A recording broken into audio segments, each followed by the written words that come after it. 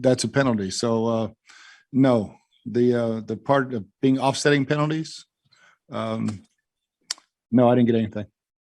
Okay. And just, I mean, what else can you say about him? I mean, I know you guys talked about him before the game. You've talked about him all year.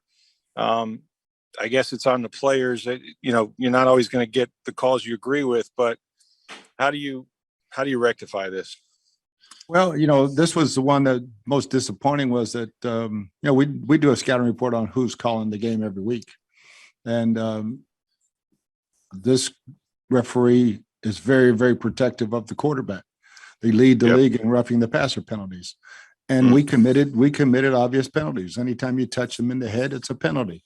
And so it's just players have to take the responsibility to play smarter. Thanks. Next question will come from Scott Reynolds. Hey, Bruce, was Gronk's re-injury serious, and do you expect to have him back after the bye week? He had no idea with his back. It just spasmed up. So we don't know. We'll have to wait and see on that one. So this really wasn't connected to his broken ribs per se then? Yeah, it's all connected, but I don't get all the medical jargon, but what joint here and there, but they're disconnected. Yeah. Do you anticipate Antonio Brown or Carlton Davis, Sean Murphy-Bunting, any of those guys have a chance for returning for your game against Washington after the bye week? I think we'll know more when we get back, but Sean and Carlton look like they're making real good progress, and Scotty Miller is also. Thank you, Bruce. Next, we'll go to Evan Winter.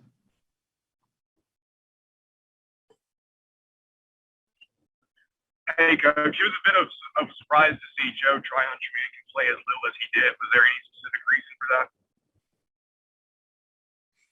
Yeah, JPP was playing so good, and the package wasn't as big for Joe this week, so yeah, it's just a matter of how much we can get him in, and I would like to see him play more.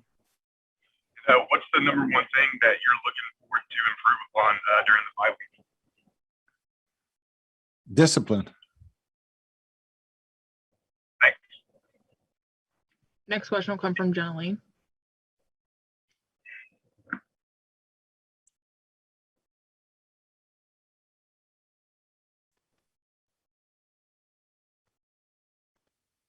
Okay, we'll go to John Romano. Hey, Bruce. I'm curious what you thought of your pass rush yesterday. It looked like the guys got a lot of pressure, but didn't actually bring the quarterback down at all. What was your thoughts? Yeah, exactly. I mean, we had some free guys and just didn't get there in time. And, I think we went for a strip sack and let Jameis out one time. And we just got to do a better job of finishing especially when we're blitzing. And, it goes back in. The back end has to hold up just a little bit longer too. Don't let those quick throws come out. So it's a combination of the coverage, because we are getting guys free and we're getting pressure, but we're not finishing the job. And the last half dozen games against the Saints, they've averaged more than 30 points a game against you guys. How much of that is matchup problems on defense? How much of it is your offense turning the ball over too much? Strictly offense turning the ball over, that and penalties. In this one, both times down there, we've turned over 3 times, and you're not going to beat those guys down there with the number of penalties and the turnovers. And that's all we talked about all week going into the game. Thank you. You bet, John. We'll go back to Jenna Lane. Hey, Coach. Sorry if you called on me earlier. My connection went out. Gotta love technology. I don't know if you had a chance to watch the TV copy. I know sometimes you guys do, but safety Antoine Winfield Jr. had made a gesture towards the camera that some people felt was, in a way, making fun or mocking Jameis Winston. It was shortly after the injury. I know he's not available today, but I don't know if you'd heard about it or if you could just offer your thoughts on that. I have no idea what you're talking about. I gotcha. He wasn't available. Well, some people had thought that maybe it was in poor form on his part for doing that because it was shortly after Winston was injured. just I mean, I don't know if you can even speak to that, or if you're not comfortable since you hadn't seen it. Good. I don't have a clue what you're saying. So. Okay. All right. Well, I had to ask because, he's bet. not available. So thank you. Next, we'll go to JC Allen. Hey, Coach, just looking at everything, would you say it's more like a technique and fundamentals issue? Is that going to be a point of emphasis once the players get back to practice? That is every week. I mean, most penalties are technique or fundamentally the cause. So, yeah, we do it every week. But this one was more discipline and just playing by the rules.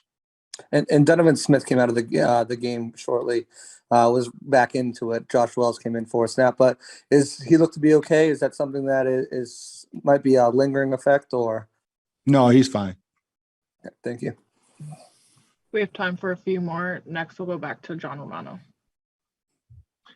Hey, Bruce, I know you had previously said you had no interest in trading somebody like Ronald Jones, but I'm just wondering with injuries around the league, if you get blown away, might your position change in the next 48 hours?